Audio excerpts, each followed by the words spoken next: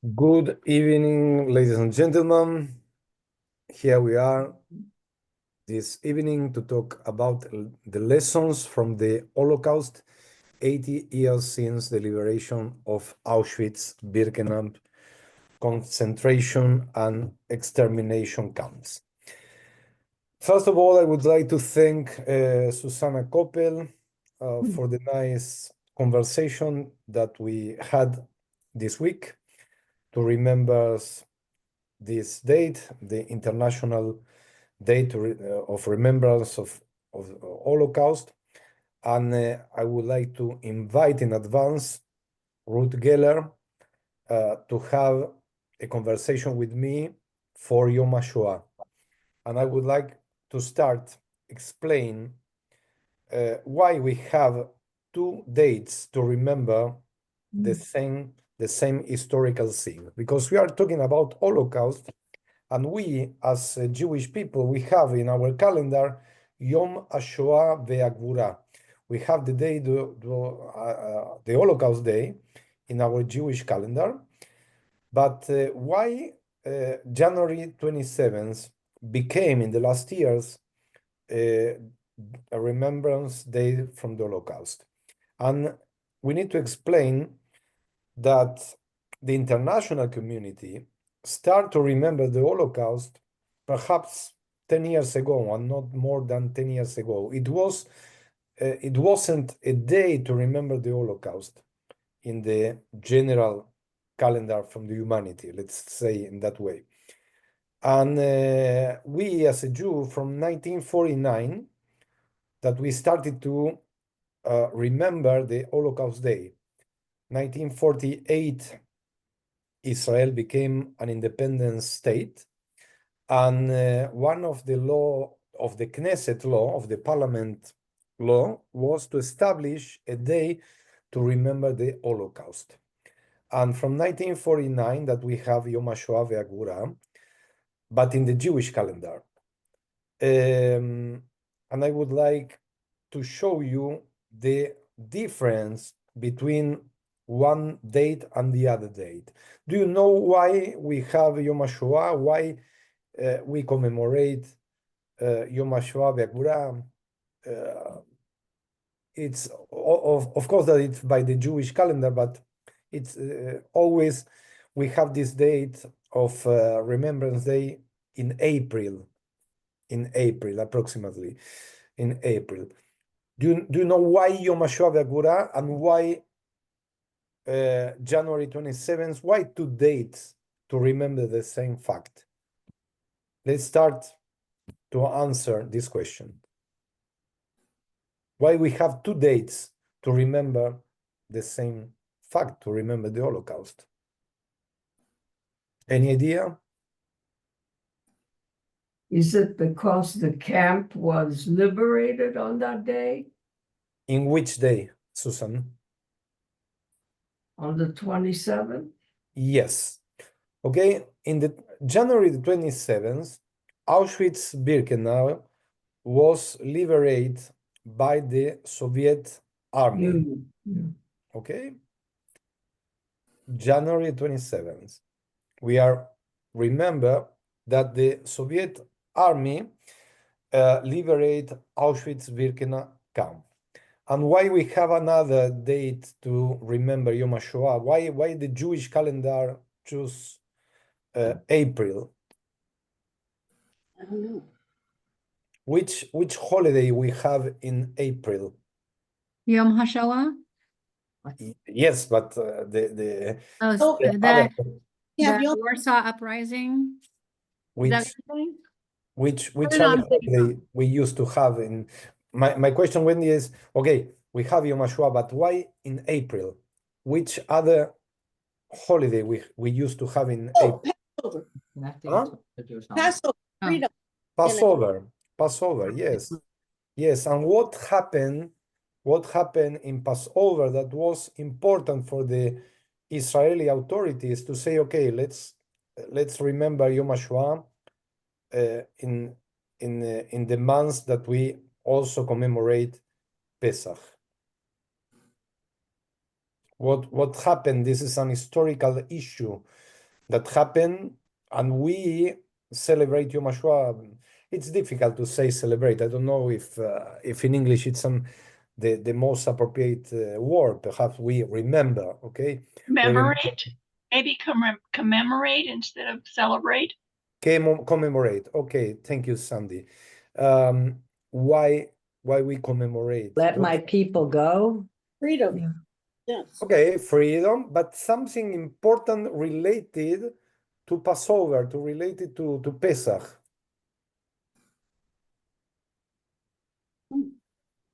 We will be free men. What happened? What happened? Let me help you with the answer. What happened during Passover in Poland? The light, they broke all the glass. The Warsaw Ghetto Uprising? No, what you mentioned, Elise? I'm thinking it was Elise about The glass, I can't think of how they pronounced the it. glass, the broken glasses. This was in November. This was in November 1938 that we remember the Kristallnacht. Crystal. Okay, this is Kristallnacht. Now we are in April. April, and what happened during April in Poland? The Warsaw Ghetto? Yes. That's What what I'm happened with the Warsaw Ghetto? Oh, did they have an uprising? An uprising and fought. Or liberation? I don't No, know. not the liberation, not the liberation. The Jewish who live in the ghetto Warsaw started a revolution against Oh, the Nazi army. Okay. Yes. What was the uprising? They started to fight against the Nazi Wow. army. Yes. And this fight, it was more than 1 month. Okay. And here will be clear for you why we have two dates. During Pesach and during this revolution of the Jewish people were active. Okay, they fight for themselves as heroes against a strong army. During January 27th, okay, we see a passive attitude from the Jewish people because the concentration camp was liberated by the Soviet army. In one occasion, the Jewish people fight for their liberation, okay? In the other one, an external army came to rescue or to liberate the camp. And perhaps it's something small, but for us it's very big, the attitude, okay? And this is the reason that we call Yom HaShoah ve'Gvura. It's the day of, or the Holocaust day. Gevura, it's coming from heroes, okay? They fight for themselves. They try to survive for themselves. It was not the Poland army who came to solve the people of Israel, the Jews, okay? They fight by themselves. And this is the reason that we have one Yom HaShoah and one, it's the Holocaust Remembrance Day. And for us, it's very important, the attitude, okay? Our brothers and sisters, they fight. They know that it was impossible to win the war or to win against the Nazi army, but they fight. And who prepared this revolution? The young people, okay? The youth movements. The youth movement participate, and they bought clandestine guns. They went out of the ghetto to buy guns and to buy bombs, and it took more than 1 month for the Nazi to recover the Warsaw ghetto. Okay, more time the Jewish fight against the Nazi army than the time that takes to the Nazi army to occupy Poland. Okay, try to understand this. A group of young Jews fight more time than the Poland army. Okay, and this is the attitude. And this is the reason that we commemorate Yom HaShoah V'Gvura, to remember this positive attitude. In the other side, January the 27th, okay, we remember that other people came to liberate the concentration camp. We need to understand, after 80 years, okay, in history, 80 years, it's nothing. It's completely nothing. But how we arrived to the Second World War, and we need to understand that they were two wars, okay? It was one war from the Nazis against Europe, against communism, and against, they try to be the owners and the kings of Europe and for the entire world. Okay, this was their idea, okay, to be a big nation. In the other side, it was a war against Jews. It was an ethnic war, and the goal of this war was to kill the people, the Jewish people, to find an enemy, to persecute this enemy, to kill this enemy, and to disappear this group of people from the earth. Okay, this was the main goal from the Nazi ideology. But how they build this ideology? How you can build an ideology and how you can convince an entire people that the Jews are responsible for all the tragic scenes that happened to the German people. We need to remember that Germany lost the First World War, and they paid a heavy price for it. They couldn't have army. They couldn't develop the industry, and it was a big economical depression. And of course, the country, it was not so strong than the past. It was a depression, economical depression. They were without army. They were less, and they need to pay strong taxes to other nations in Europe as a result that they lost the First World War, and for a sudden became a person with a strong ideology, and he was put on jail. Okay, this is something also very important. And when Hitler was on jail, he wrote his famous book of the protocols of Zion. And one of my questions, and one of the historical questions, is what happened if he was put in on jail and he didn't have time to write this book with this ideology? What was happening in the history? It's difficult to understand. Yes, because the time that he was on jail, he wrote this book, and from this book became the ideology to exterminate the Jewish nation. Okay, I would like to enter and to do some parallelism between this story and what's going on in Israel. Okay, the head of the terrorists attacked October 7 was in jail for many years in Israel. He studied to talk Hebrew. He knows better the Israeli culture, okay, the Israeli mind, and he was a lot of year in jail, okay?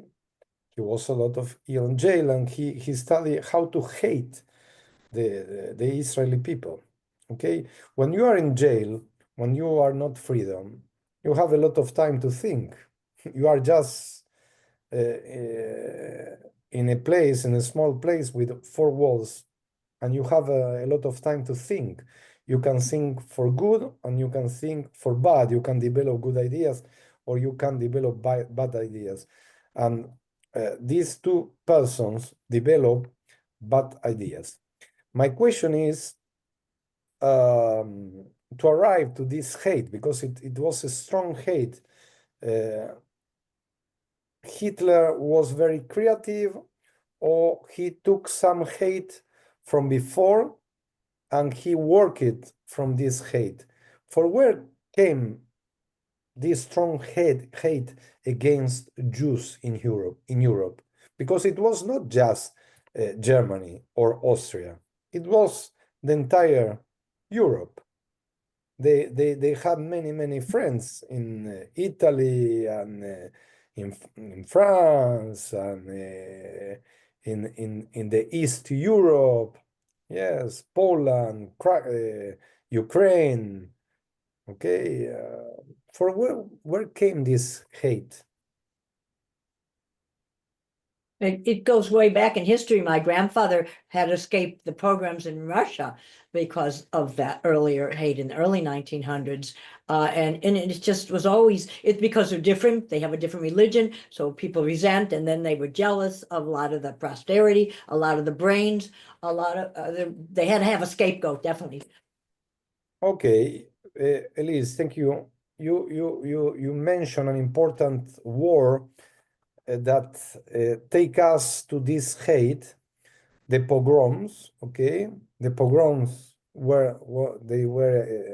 it was a movement, yes, and they went to a small village or a city, and they destroy synagogues, and they burn the Torah scrolls, and they killed Jews, and they abused from women. But from where came this hate? Actually, a lot of it is in the New Testament. Okay, we are arriving. Let's say the war. Let's say the war. For where came this hate? It was an institution. It was not a person. It was an institution, a strong institution in Europe. Was the Catholic Church part of it?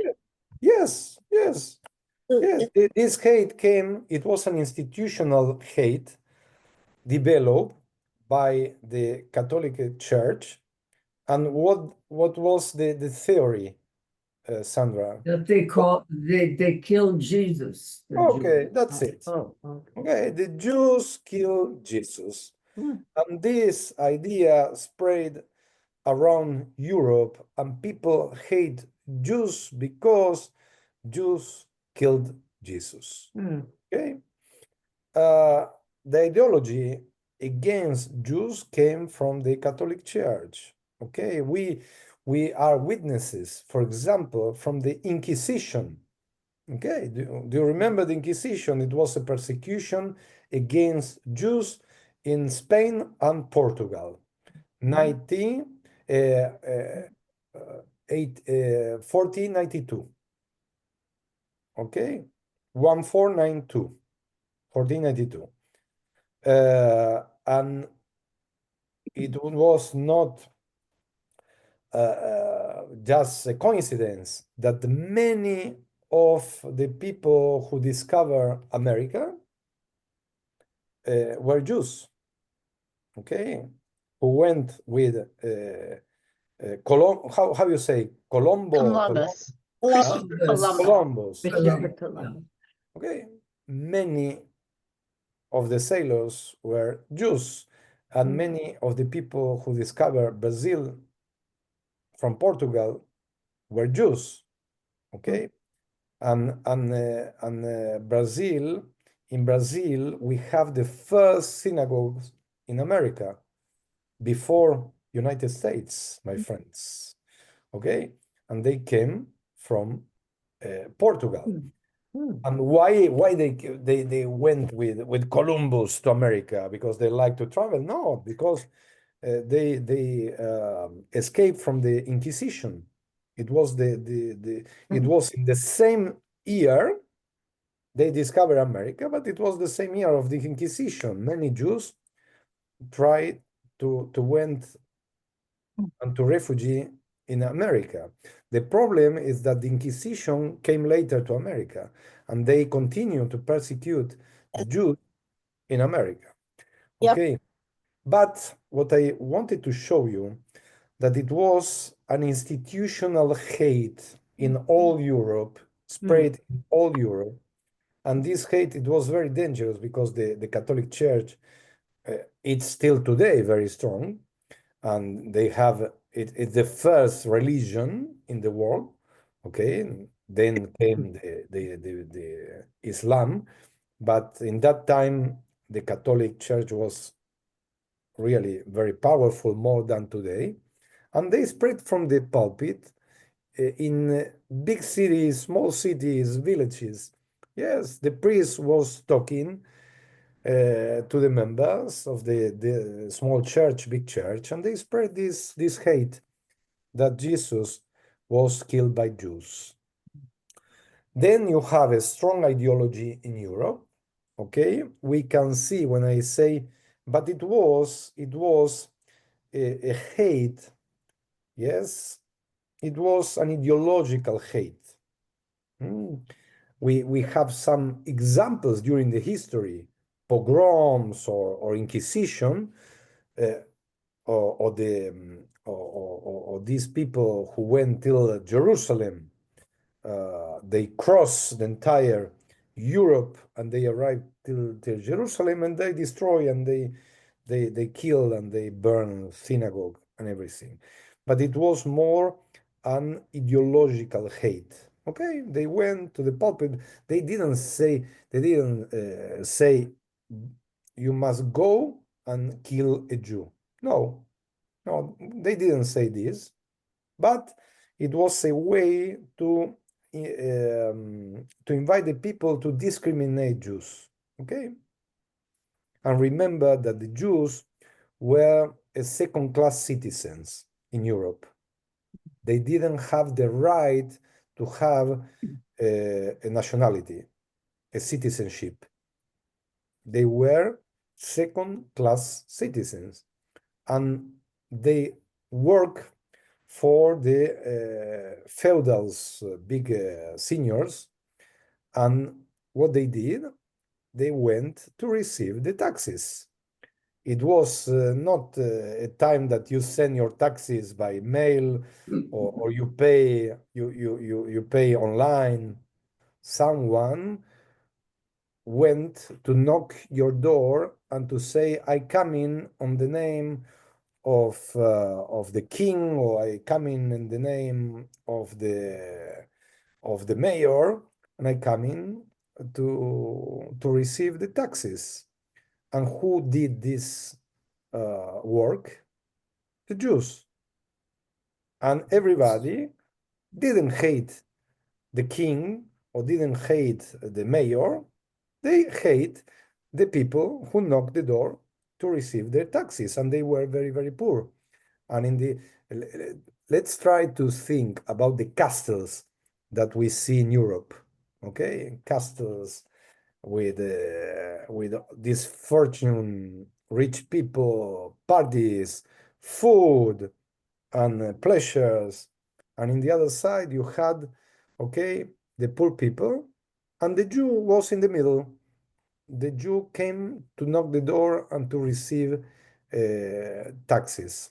And of course, through the Catholic Church and also through the social environment, people start to hate heavily the Jews.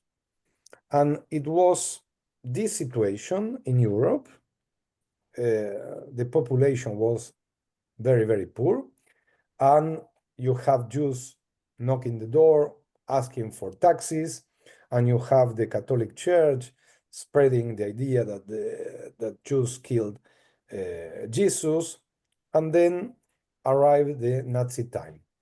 Okay, and they had in one hand an economical bad situation, in the other hand they didn't have industry, they didn't have enough reserves in the German banks, and they need to create an enemy, to focus in this enemy to organize a big revolution. And this big revolution was the Second World War.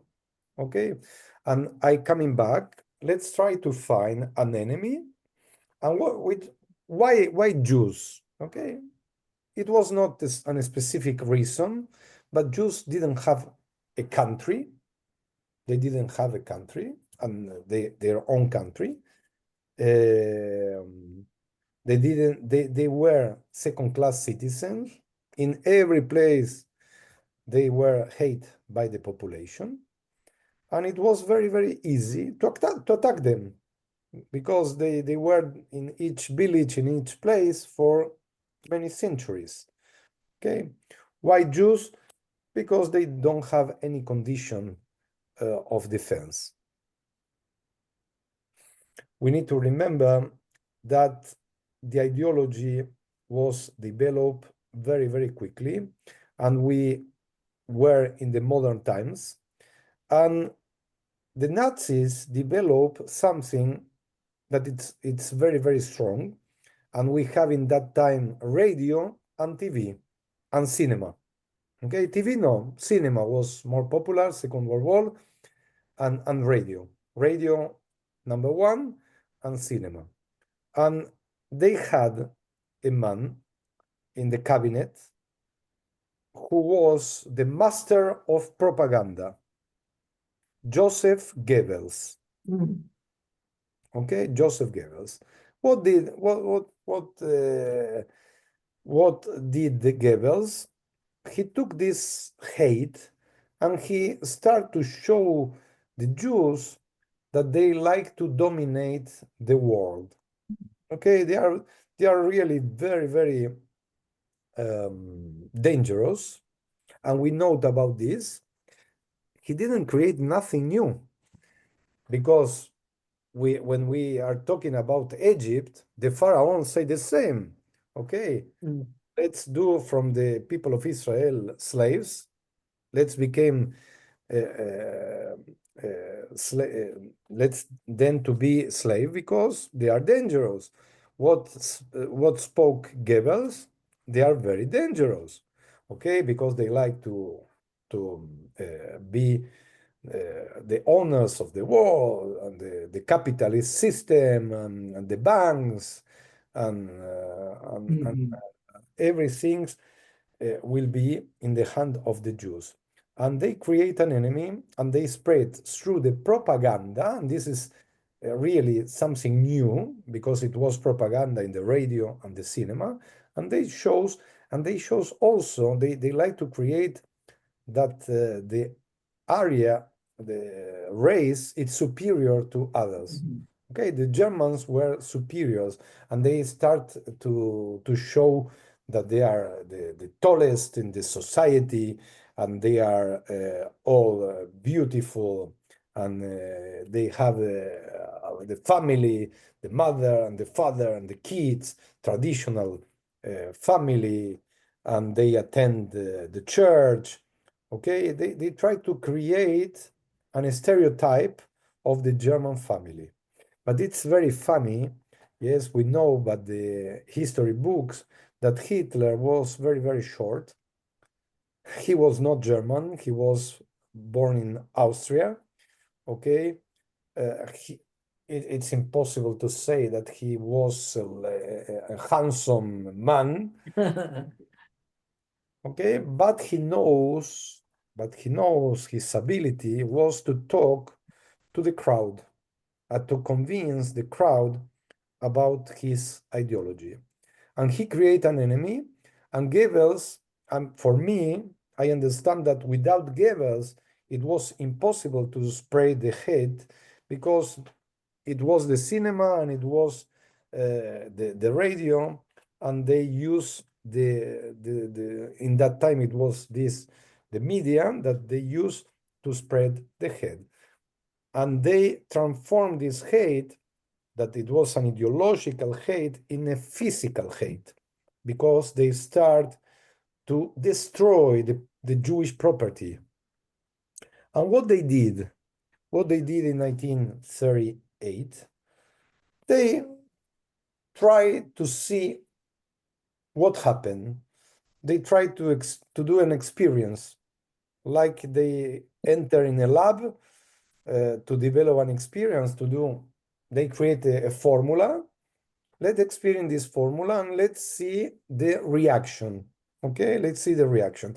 What was the experience? Okay, to go in Germany and Austria and to destroy the Jewish temples, to burn the temples, the holy books, to kill a number of Jews, and to put some of them in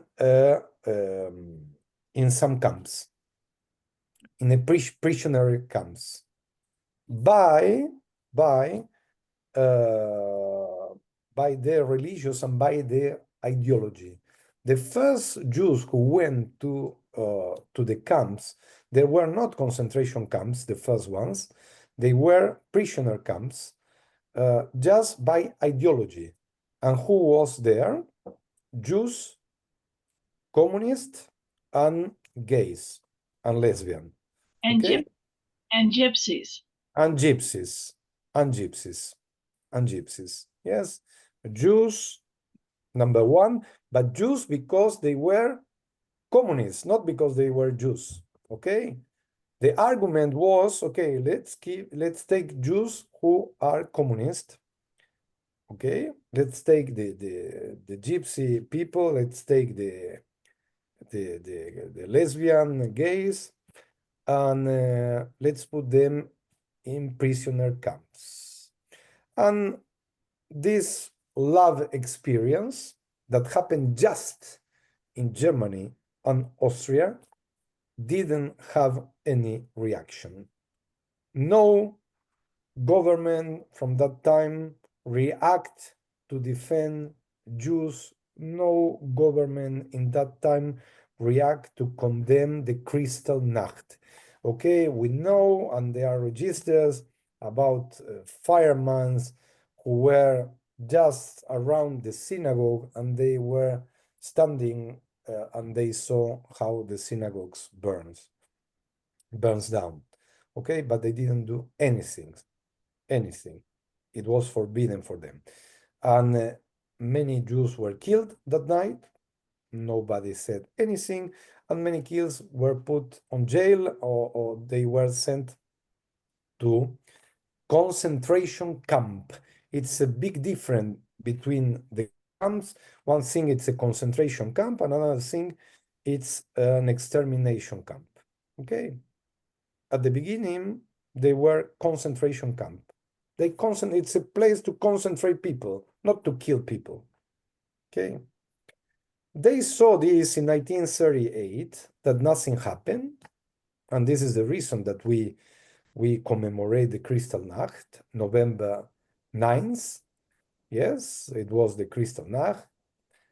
Nothing happened. And exactly in the other year, started the Second World War. Okay, 1909. They saw that nothing happened in action to defend the Jews, and for them was exactly the best news to receive. Nobody is going to defend that people. Some of you like to speak. I saw one hand up or not? No? If you like to say any commentary, please. This is the reason. Okay, nothing happened. And then later they start the Second World War. At the beginning, the concentration camps were in Germany. Okay, but during the war, it took a lot of time to take Jews from one country to the other. And they saw that in Poland, they had the biggest Jewish population. And this is the reason that they created Auschwitz-Birkenau, two enormous campus that they were camps of concentration and extermination. And I insist that these places also were labs.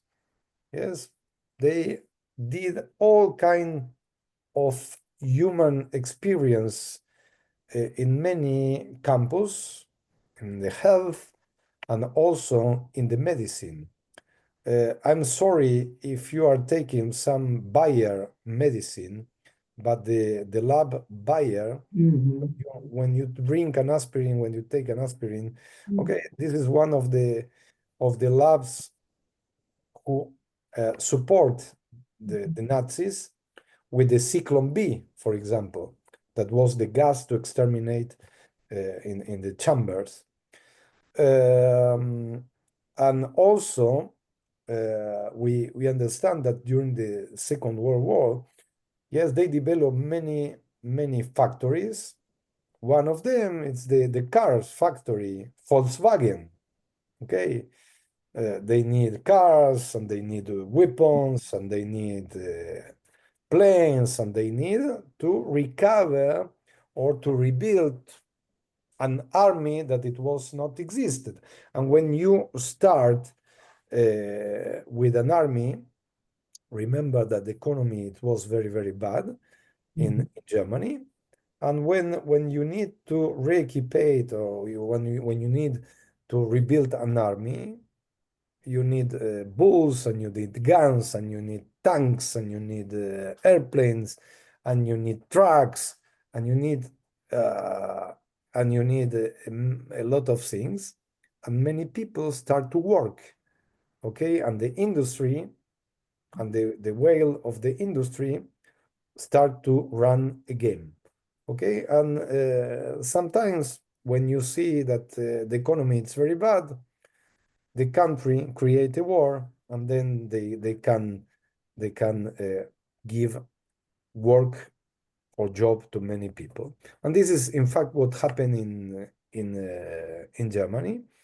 They create a war against Europe, but they create a parallel war against the Jews. They were so insane in their minds that they were two wars. And this is, we have proof of this when the Nazis start to lose the war in Europe. It was the time that they increase the transport to kill more Jews.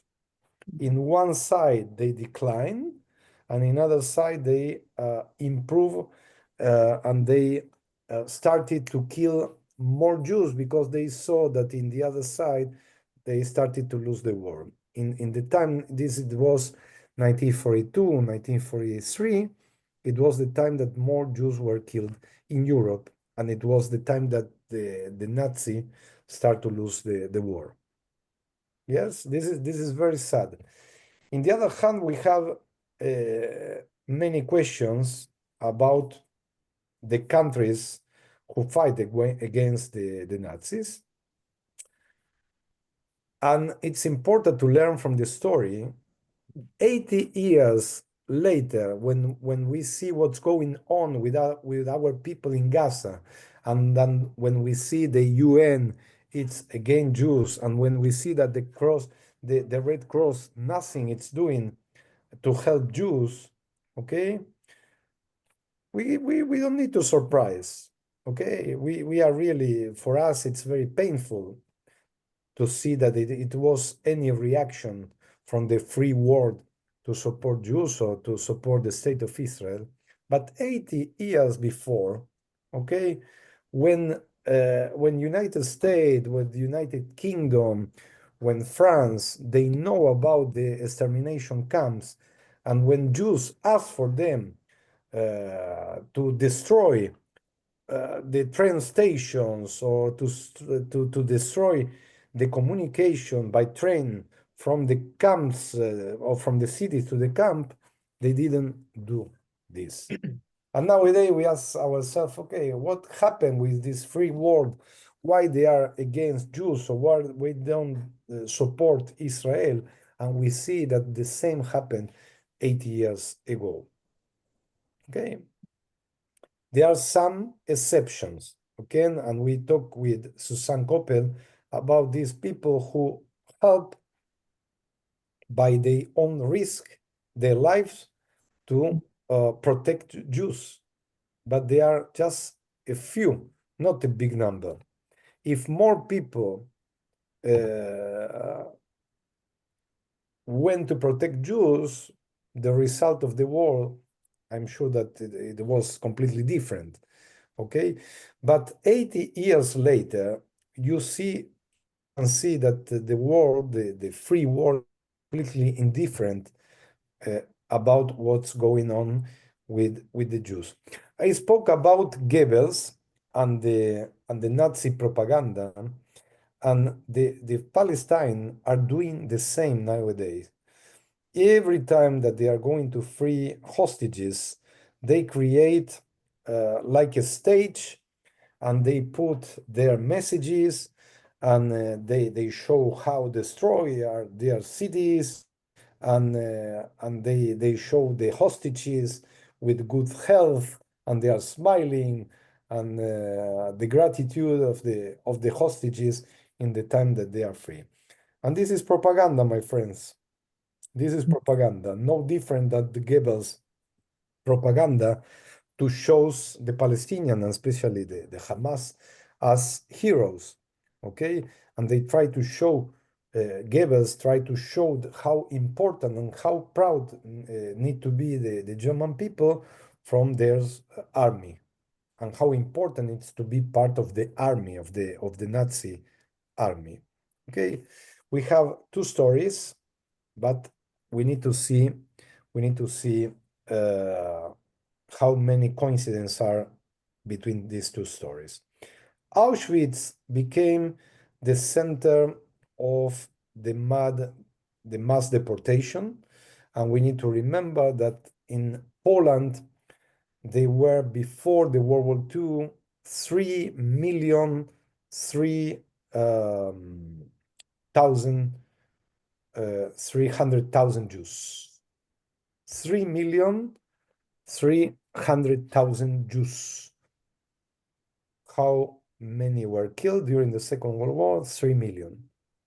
Okay, just 300,000 survived the Second World War. 3 million were killed. The problem of the Nazis was the time to take this big number of Jews from Poland to Germany, and they decided to construct extermination camps inside Poland. And this is the reason that one of the biggest camps is Auschwitz-Birkenau. And they were two camps, okay? And we remember that we call the death march between one camp and the other. We need to remember the weather conditions in Europe at that time. Yes, any one of us, if you visit Europe during the winter, you know that you can see snow and the weather conditions under zero, and it was really very difficult. And they didn't arrive to a resort. Auschwitz-Birkenau, it was a big campus. But we need to understand how the Nazis organized the process, because it was a process, and they organized this. They were very organized, really. They are bureaucratics, and they know how to organize this bureaucracy. We need to understand the degradation of the Jews in all this process. The first things that they did, okay, they took out the Jews from their own houses, okay, and they put inside a ghetto. What is a ghetto? How we can understand a ghetto? Before the World War II, when we talk about ghetto, we are talking about a neighborhood. There is no bad,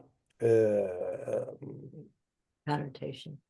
yes, manifestation about this place. Yes, it's a neighborhood. You can go, you can arrive, you can go out, but it's a neighborhood. It's in Italy originally. The ghetto is from Italy. Yes, It's a foundry area where the foundries were. yes, And exactly. that's where the Jews were meant to live in Italy. Thank you, Harvey. Yes, and nowadays, till today, you can go in Rome and you can see the ghetto, the area, the neighborhood. Trastevere, for example, was one of the ghettos in Rome. Other ghetto that it was really very famous. It's in Venice. Yes, you have the old ghetto and the new ghetto. They call Betto Vecchio. Okay, the old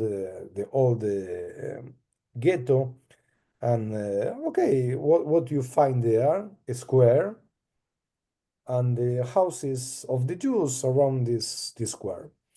And of course, inside the ghetto, they used to have the synagogue, the school, perhaps I can't say an a hospital, but perhaps a place for health, and the main organizations were in the ghetto. When the Nazis came, and we need to remember something that it's very important. We need to remember that the Nazis came to power in 1933. 1935, they proclaimed the laws of Nuremberg, or the Nuremberg laws. The Nuremberg laws took from the Jews all their rights. Okay, for example, if you are a Jew in that time and you was a teacher or a professor in a public German institution, you are forbidden to teach in the German institution. If you was an owner of a store in Germany, you can continue to work in that store, but the owner in a paper must be your employee, your non-Jewish employee. Okay, do you like to continue to work in your store? Yes, but you need to do something legal. You need to go and you need to sign that now who became the owner, it's your employee, not you anymore. Let's see how they thought about this thing, because this owner, this Jew, later on was taken to the extermination camp, and the Jew signed that the employee became the owner of the store. Legally, okay, the store is mine, they said. Okay, legal, they prepare everything legally. Nothing out of the law, everything was inside the law. If you had a maid in your home, okay, the maid must have more than 65 years old. If she is youngest, she can't work in a Jewish home. If you are Jewish, you can't sit anymore in every chair in the squares. You have a specific chairs in the square to sit down. If you take a public transportation, you have a specific chair for Jews. Something like this happened with the black population here in America, yes. Special seats in the buses for the black population, and for the white population. Okay, the same happened with the Jews in Europe. special seats in the public transportation. Remember that they had buses and tramway that was very, very common, and they have a very developed a real system, okay, train system, and this is very, very bad for us as a people, because they had connections from small towns to big towns, all but by train. Until today, if you would like to travel in Europe, it's very easy to arrive to every place, from small villages or small towns to big towns by train, because they have a developed train system. And this was really very bad for us Jews, because they took the Jews from every village and they sent by train directly to the extermination camps.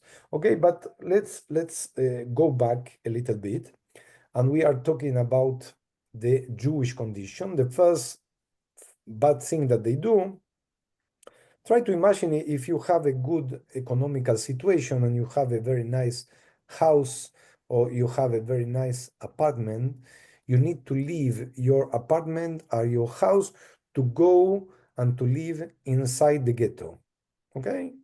You don't have any other choice. You need to go inside the ghetto. Okay, we are inside the ghetto. It was the law, the German law. We are inside the ghetto, but we can continue to live in peace. Okay, let's move to the ghetto. This government have a period, and then the government will change. We will have a better time. Okay, but this came, and every time became worse and worse and worse. After they moved to the ghetto, at the beginning they could go in out the ghetto, but after a couple of months they built walls around the ghetto, and they couldn't enter and they couldn't go out for the ghetto. Just with special permission, for work permission, they couldn't went out to work. Okay, and they were very smart, the Nazis, because they put the Jewish inside the Jewish people inside the ghettos, and they didn't give any opportunity or any condition to enter with food, with medicines, and with nothing. Yes, you like to work? Okay, you can go out, you can return, but no more medicines enter. If there are pharmacies inside the ghetto, no more medicines for this pharmacy, not more food for the store, not more nothing. Okay, they start to cut the way to be and to feel well as a citizen. Okay, and the first people who died, they died by different illness, typhus. Yes, it was very popular at that time, typhus, and the people don't have medicines. And other way that the Nazis killed the Jews, it was by hunger. Okay, they didn't have food to eat, and try to imagine that one apartment became the house for many families. Each bedroom became a house for one family. No health conditions, one bathroom for everybody, one kitchen for everybody, and the same food that they had for 3 or 4 families inside this home. Okay, the people don't have food. They start to die by hunger. They start to die by illness. But the Nazis didn't enter to the ghettos. No, they just put the Jewish inside. And if the Jews died inside the ghettos, they were very, very smart. And they create a Jewish authority to administrate the ghettos. This Jewish authority called Judenrat. Okay, the Judenrat, it was a council of Jews who administrate the ghetto, and they were so smart that they were a president of the Judenrat, and they had also like a police, the police of the ghetto, that the security by the own Jews, okay? And they give orders. The Judenrat gives order to the Jews, and the police execute, the Jewish police execute these orders to the Jewish population. It was, if try to imagine if someone went to work and disappears, yes, and okay, they count every Jew every day in the main square. Okay, we have two Jews disappears, and we don't know, they didn't return to the ghetto. Okay, they need to pay, and they ask to the authorities, to the Judenrat, okay, we need 1,000,000 of marks. Yes, we need, I don't know, 10,000 marks. Or some Jew did something bad against a German officer. Okay, you need to pay. And they need the contributions they gave to the Judenrat, that the Judenrat gave to the Nazis. The Nazis, yes, don't have any direct relationship with the Jews inside the ghetto. But the war continues, and then they want to kill the Jews. And for this, they start the deportations to the concentration camps and to the extermination camps. And some of them went near their cities, other ones spent more than one day inside the trains. And it was not a passenger trains, it was animals trains, okay, without any human condition. Many people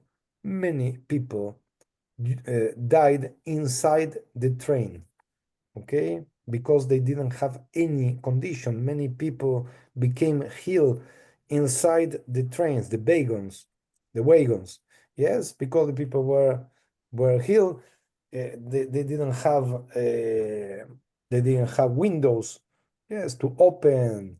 Try to imagine, okay, the health condition in a wagon without a bathroom, traveling, I don't know, half day, one day and a half, more than 100 people, okay, inside the wagon. Many of them died to the extermination or to the death camp. They died before to arrive to the camps, okay? And this is the process. This is the process to denigrate the people. And when they arrive to the camps, they continue with this psychological war. In one side, they divide. Yes, one side men, another side woman. Okay, they divide the families. Okay, you survive the difficult time in the ghetto, and they arrive to the camps. Okay, let's be together as a family. No, that divides the family. The elderly people went to one side, the young people the other side, men to one side, women to the other side. They divide the families, and this is really, really very, very tragic. Yes, to divide the families, to be far from your loved ones. After this, they continue the degradation of the Jews as human, yes? And they show them that they are not any more humans. You don't call any more Carolee, you don't know, you are not, you are not any more Elise, you are not more any more Wendy, you are not any more Jason. Now, when you enter to the camp, you became a number. You became a number. 1, 2, 3, 4, big number, short number, but you became a number. You are not anymore a person. It was the degradation of the human being to show that you are new, you are not human. Okay? You are worse than human. Jews, you are not anymore human. Okay? And what they did with the head, okay, when they enter, and what they did with their clothes, everybody was showing the same. No head, you don't know if it's a woman or it's a man. Everybody without head looks the same. And everybody receive the same clothes. And they also remind you with the yellow star that you are Jew. Okay? And remember that in the ghetto, they did the same. You need to be with your yellow star. If you are not with your yellow star, you can be killed immediately just because you didn't have your yellow star. Okay? This was a way of degradation of the Jewish human condition. You are not any more persons. You are less than this. Okay? You don't have right to see your family. You don't have right to have a name. What they did in the ghettos time, okay? They took the passport and they put a J in every passport, okay? And they add a name in the Jewish name. They put Sarah to all the passports. You are calling the same. And for the men, they put Israel.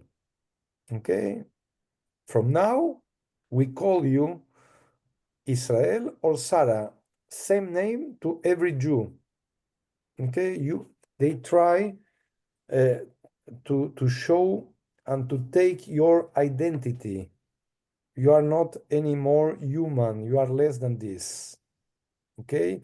And they took the identity, they took the head, the hair, they took the clothes. You are the same. And it will be difficult for you to distinguish one from the other. And when they enter to the camps, everybody show the same. Okay? This is the degradation of your human condition. And I'm sorry to say, it was a strategy. Okay, they wrote a plan, yes, how to degrade the Jews in Europe. This is not that you can organize from one night to the morning. And the same, it was not something that happened, the Crystal Nacht, that everybody appears to destroy and to burn down the synagogues on November 9th. No, it was a plan. They create an strategy, okay, of persecution, of kill the Jewish. And we can see that the world was indifferent. I'm thinking that it was really painful to see that it was not a reaction from the free world. Other thing that it's important, in that time, we didn't have computers, cell phones, or telephones.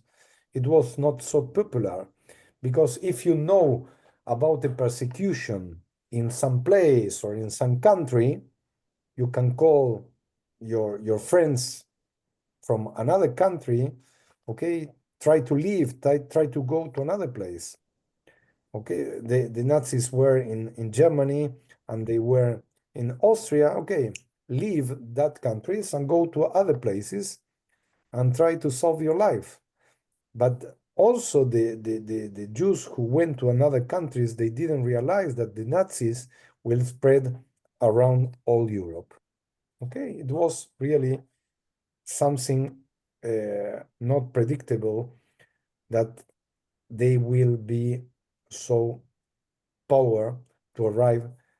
so powerful to arrive to the entire Europe. The degradation of the human being, they give to the Jews hard works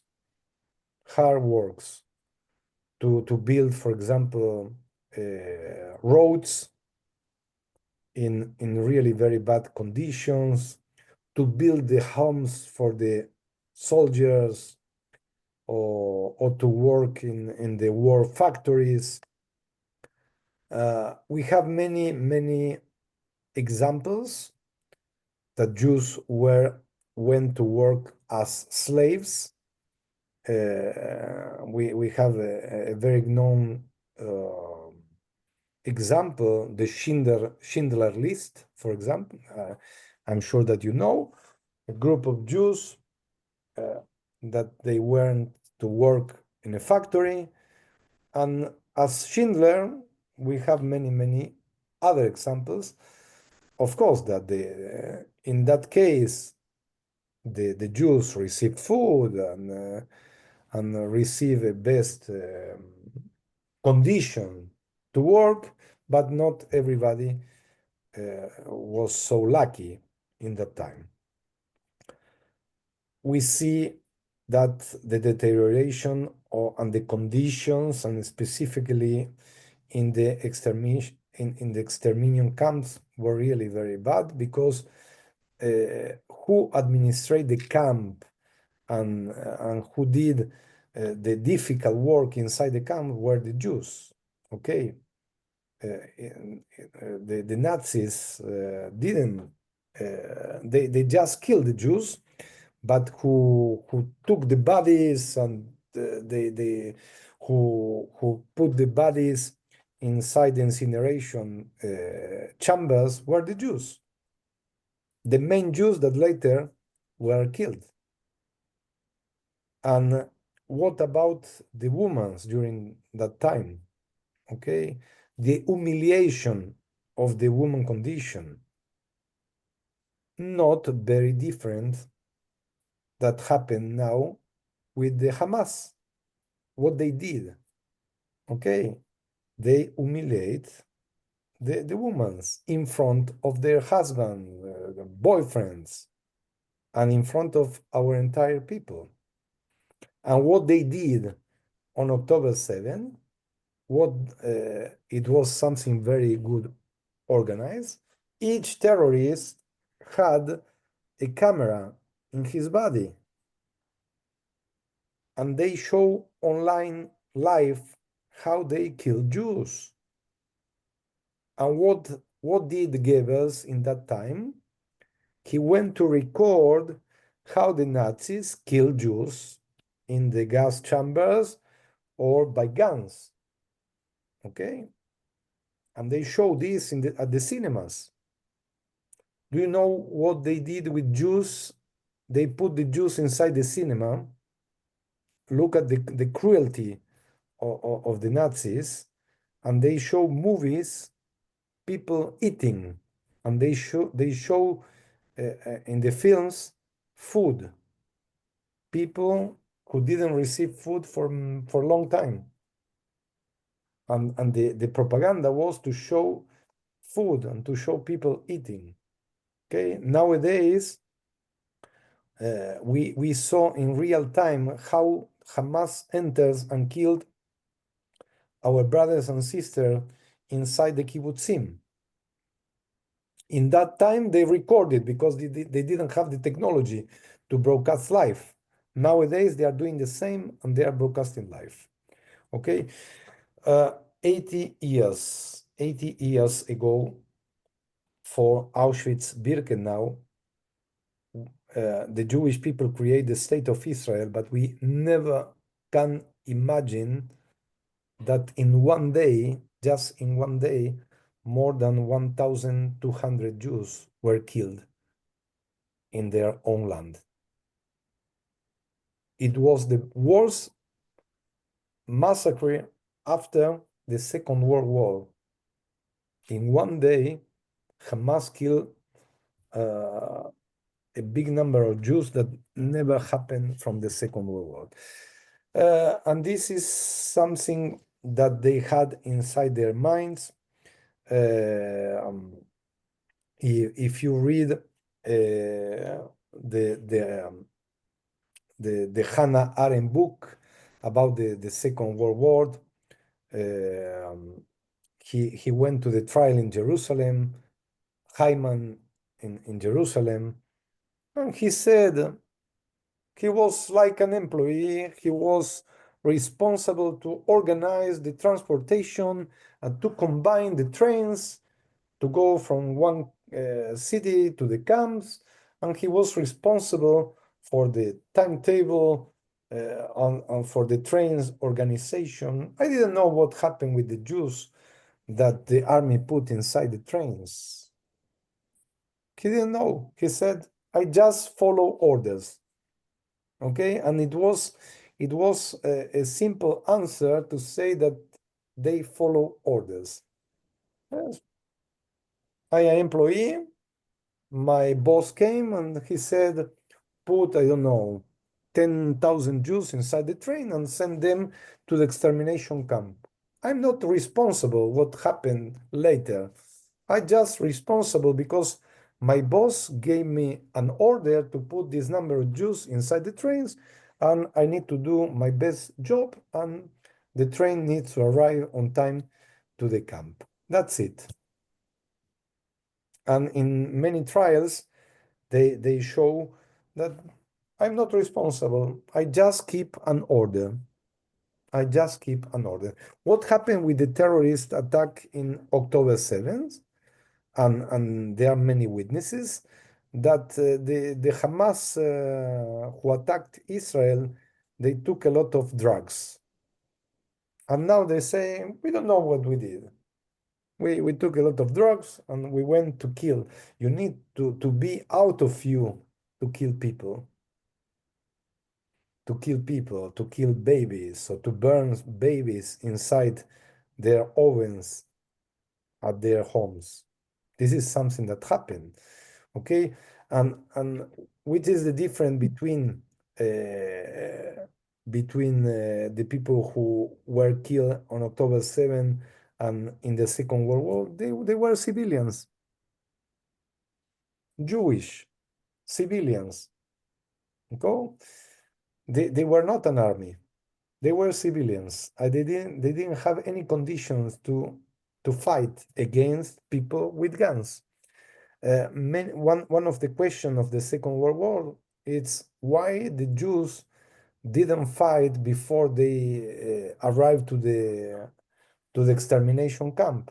How you can fight if you don't have power or force because you didn't eat for a couple of months, you didn't have guns to fight against an enemy.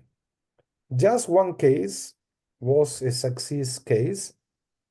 It was the revolt of Sobibor camp, that the number of Jews, okay, enter to the forest, and they escape to the forest. Sobibor, we don't have a lot of examples that the Jews could organize a revolt. We talk about the ghetto, the Warsaw ghetto. The unique way to destroy the Jewish resistance was by fire. Okay, they put fire in the ghetto. It was the unique way to destroy the Jewish resistance. Okay, I talk a lot, and we have other 10 minutes, and I would like to hear from you. Okay, let's try to do this balance. Okay, my question was, yes, the issue was lessons from the Holocaust 80 years since the liberation of Auschwitz. What is the lesson that we learn 80 years after Auschwitz? Let's try to heart your opinion. Which is the lesson or the lessons? History repeats itself. Okay. We see a great parallel today. I think what's happening in our country is just as bad as what's happened in Gaza and Israel. We're having a lot of issues in our own country, a lot of authoritarian government going on, and what we're doing to our having deportations. It's really serious, and we need to get up. We need to be doing something. We need to be much stronger. We need to group and protest. There's got to be a lot more action. Okay.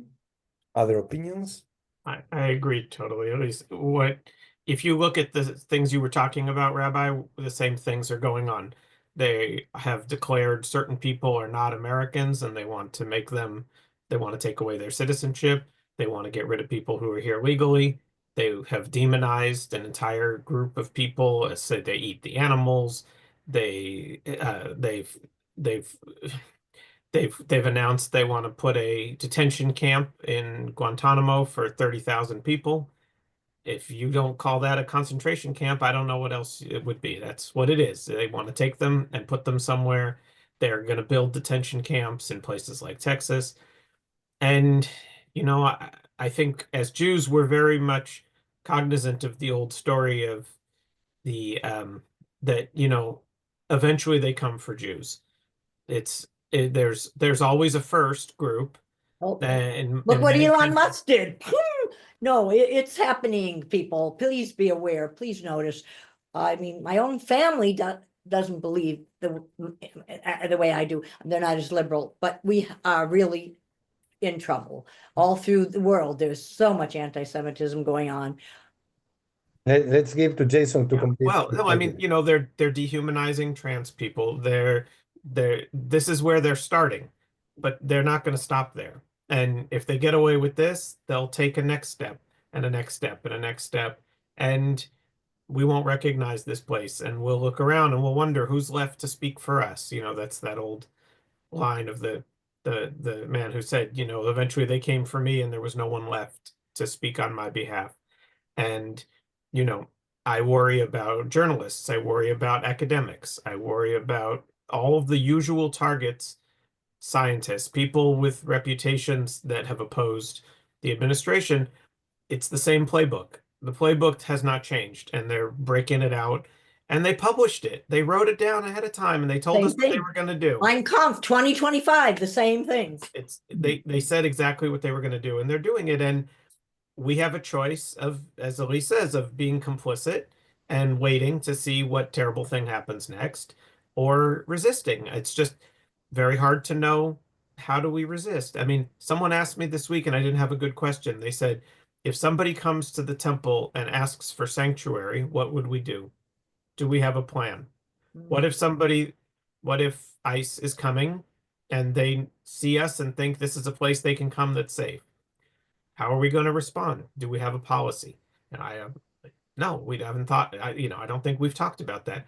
But is it unrealistic? No, I don't think it's unrealistic. And all the things you're talking about, the propaganda arm, they have that very much working. And it could be very, very scary for a lot of people for a long time. And it's very worrying, very worrying. Now let Wendy talk. Thank you, Ellis, Jason, Wendy, please. Well, a couple of things. The first thing, we did talk about possibly being a sanctuary place back when Rabbi Singer was our rabbi, but I don't think anyone came to a decision, but we did talk about it a few years ago.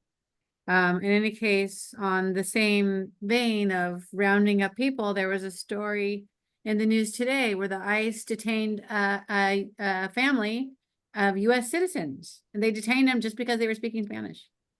No other reason. Craziness.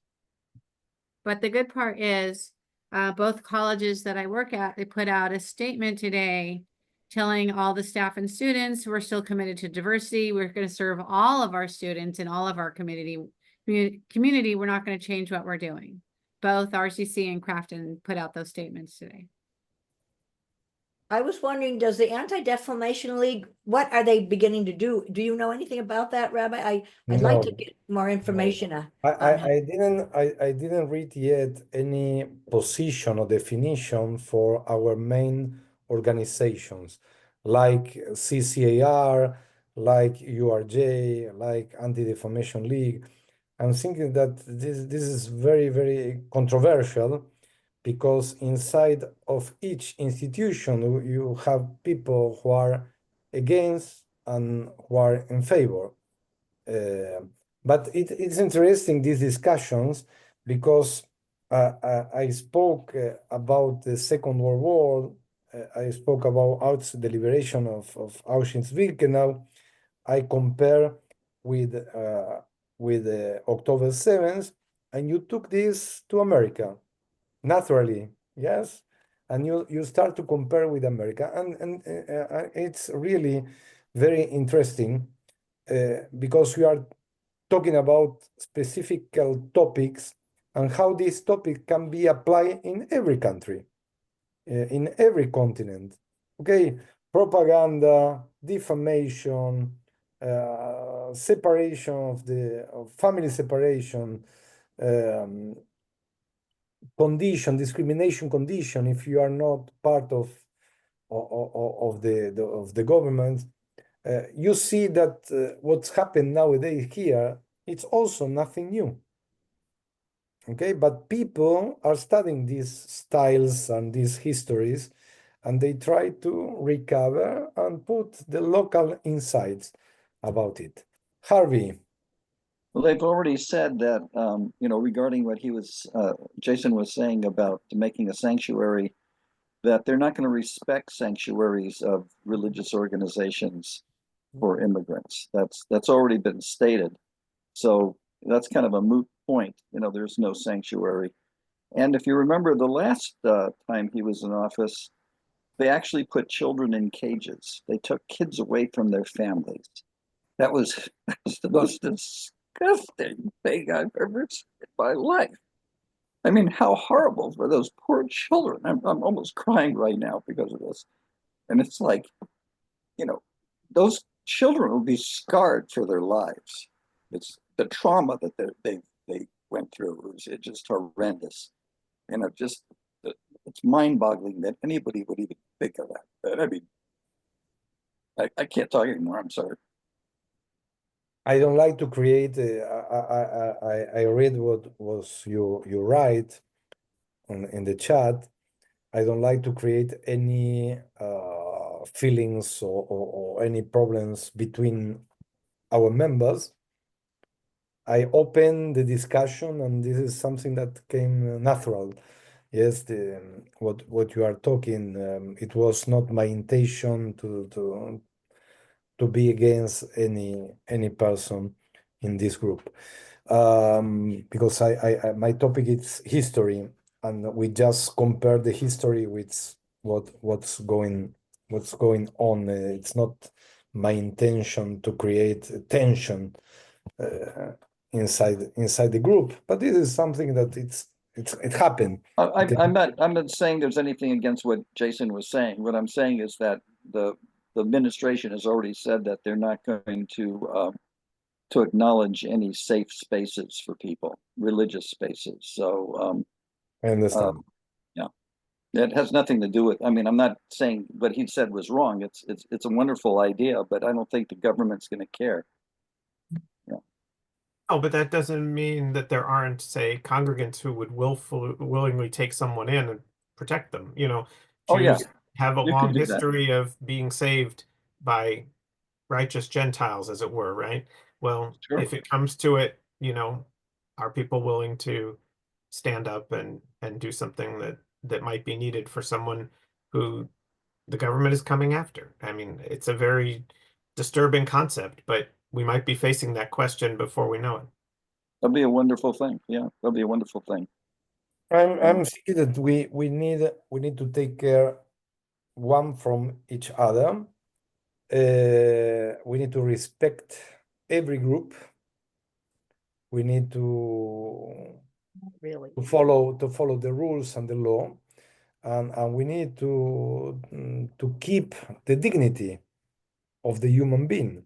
Yes, this is our goal and the Jewish values, and I'm sure that if we can do this, we are going to respect each other. If we don't consider the people and we don't respect the people who think different or who have a different religion or a different political view, I'm thinking that we are wrong. I'm sure that we have a space for everybody, and we have a condition to hurt and not agree with some ideology, but we can't destroy the other if he's thinking different than me. And we saw during the Second World War and October 7th and what's going in our days, that many people try to destroy you if you don't think like them. And this is very sad. It's very sad because we don't show any evolution of the human being. We are going back, not forward. And That's right. That's right. and I worried about it. We can't accept, we can't never accept, and we are saying never again, but never again it with everybody. And how it can be, and I'm returning to my original topic, how it can be that our people, Jewish people, continue to suffer persecutions also in his own land.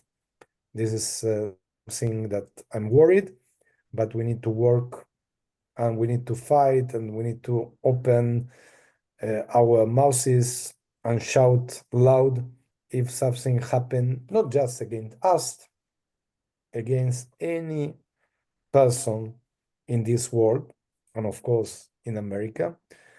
If someone is going against the human being and the human rights and the freedom of speech, freedom of religion, we had bad experience in the past and in the present, and we can be on favor to continue to see this in any society in our days and in the future.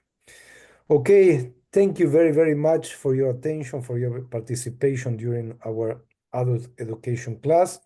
And I invite you to join us tomorrow during our Shabbat service. Tomorrow, the service will be led by cantor solist Morris, by Jory, and by me. Okay? And I did want to say how wonderful it was to hear the interview with Suzanne. That was powerful and emotional, and you had such very provocative questions. It was wonderful. I hope everybody gets to see that. Yes. Where is it? Is it on our YouTube page? Yes. Easy yes. to find right from the temple. Yeah, that was easy. You know, it's the first time I didn't have to shed a tear telling Amazing. my story. I Because promise Rabbi you, was so Susan, kind. that I took care of you in You did. in each question, in each sentence. I'm very careful about it, but I appreciate your time and you open your heart to share your history. And I will invite Ruth Geller soon to share her history with us. Okay? Okay, thank you. If you didn't Bye-bye. watch our conversation, please click the link that it's going through the newsletter, Yeah. and watch from the beginning to the end. It's about 40 minutes, but it was really a very nice conversation. Have a good evening. Thank you for your attention. Good night. See you Good night. tomorrow. Good night. Shabbat shalom in advance. Bye-bye. Sei gesund.